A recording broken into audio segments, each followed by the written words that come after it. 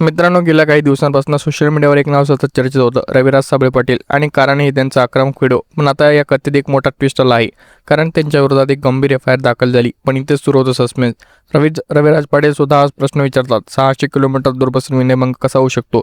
हो, कारण गुन्हा नोंदवला गेला नागपूरमध्ये आणि ते सुद्धा मराठवाड्यात होती. त्यामुळे ते गुन्हा खोटा असल्याचा दावा करत आहेत.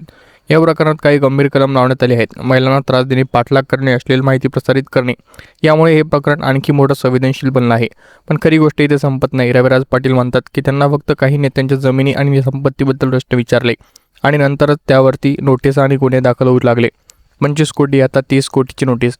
मग हा प्रश्न आहे, हा न्याय आहे की दबाव? सोशल मीडियावर त्यांचे व्हिडिओ लाखोमध्ये व्हायरल होत आहेत. लोक दोन भागात विभागले गेले आहेत. काही म्हणतात तो सत्य बोलतो, तर काही म्हणतात हा मर्यादा ओलांडतो. आणि सगळ्यात मोठं विधान, रविराज थेट म्हणतात, खोटे गुन्हे दाखल करण्यापेक्षा सरळ मला संपवा. हे फक्त शब्द नाहीत, हा उघड एक संघर्ष आहे. तो म्हणजे सत्तेविरुद्ध आवाज.